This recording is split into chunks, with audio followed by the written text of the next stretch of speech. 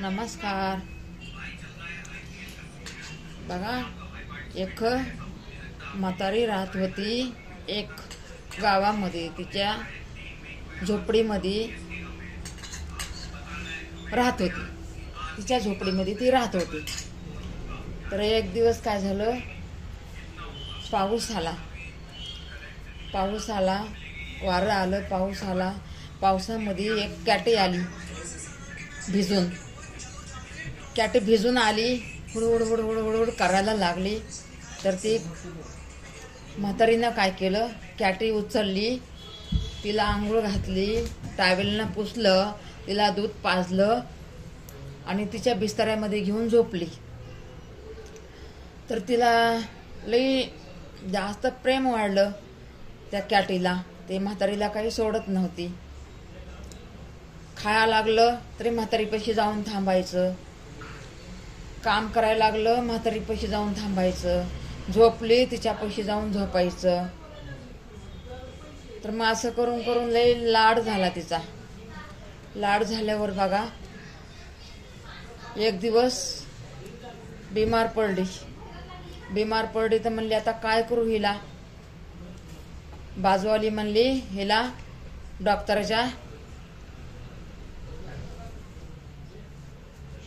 डॉक्टरकडे घेऊन जावा.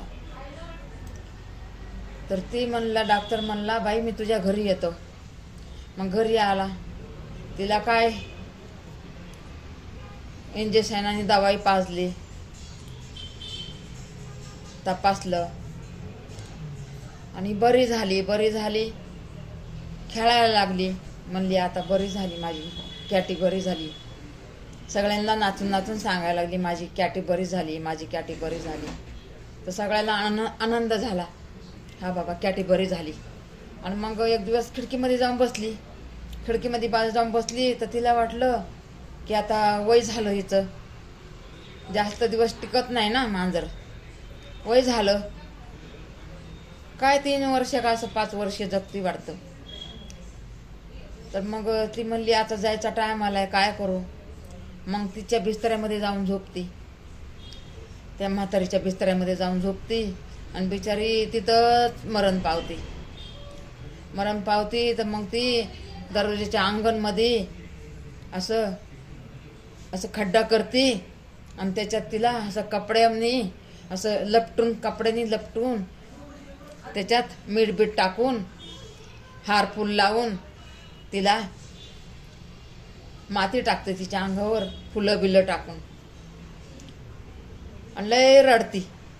आणि तेच फुलं नाही का नंतर उगवते, तर झेंडूचे फुलं, गुलाबाचे फुलं ते उगवते, तर तुळशीचे झाडं.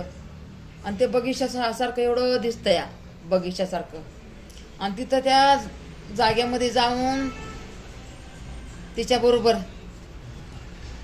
तिला बोलायचा प्रयत्न करायची. आणि तिचा पण आवाज यायचा, म्याव असं केलेला आवाज यायचा तिचा पण. मग तिला वाटायचं की माझ्यापाशीच आहे. बघा, अशी असती मुक्या जनावराची कहाणी.